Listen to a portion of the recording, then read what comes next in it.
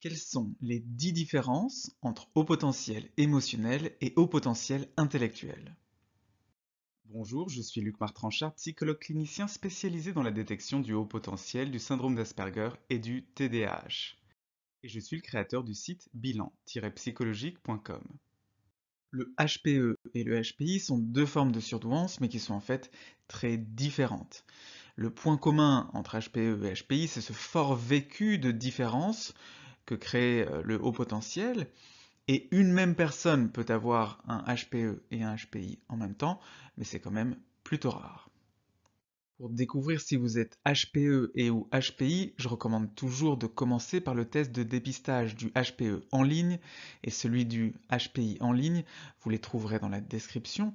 Puis c'est la passation d'un bilan HPI, d'un bilan HPE ou d'un bilan psychologique complet qui permettra de détecter de façon sûre ces différences.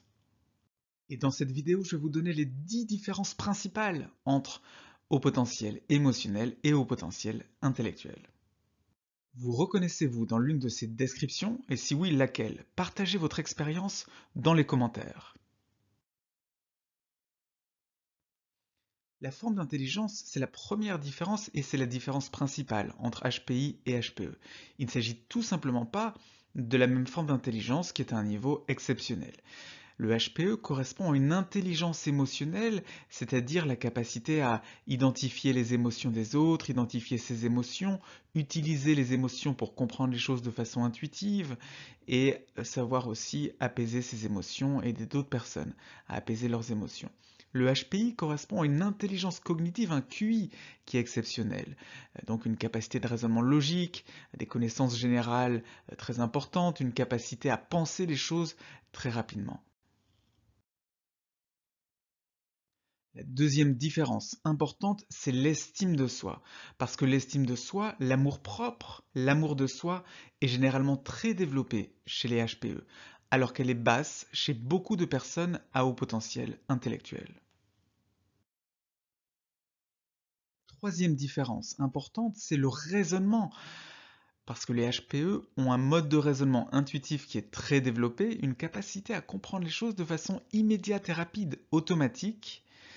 Les HPI ont pour leur part un raisonnement logique très développé qui prend un petit peu plus de temps puisqu'il faut en passer par les différentes étapes de raisonnement pour arriver à une conclusion qui est rationnelle.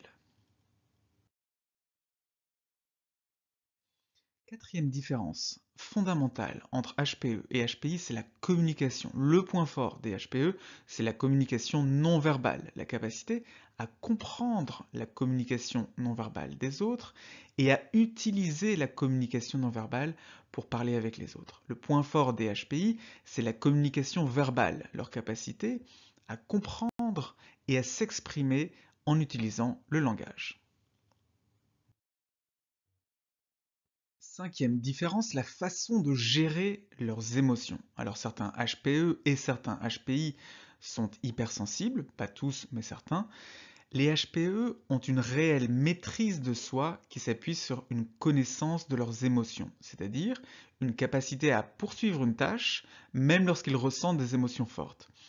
Certains HPI ont cette capacité à mettre à distance leurs émotions, même quand ils sont hypersensibles, en les analysant de façon rationnelle.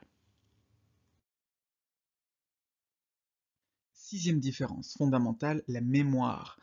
Les HPE mémorisent très bien les événements associés à certaines émotions, en particulier si elles ont été ressenties fortement.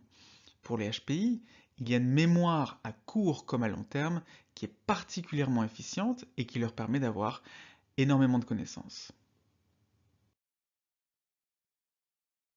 Septième différence, le style de leadership. Les HPE ont en eux la capacité à être d'excellents leaders parce qu'ils savent motiver les autres, ils savent créer de l'enthousiasme chez les autres.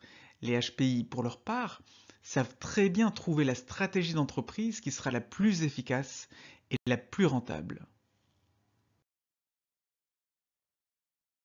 Huitième différence, la causalité héréditaire, génétique. Il y a très nettement une prédisposition à devenir HPE, de l'ordre de 40 à 50% environ, Et cette causalité héréditaire génétique est encore plus prononcée dans le haut potentiel intellectuel puisqu'elle atteint 60 à 80%. Dans les deux cas, on considère cependant bien que le HPE et le HPI sont des talents qui sont là dès le départ, dès l'enfance, et qui vont pouvoir s'exprimer, qui vont pouvoir éclore plus ou moins en fonction des conditions de l'environnement, en fonction de l'éducation, en fonction des rencontres et en fonction des relations avec les autres.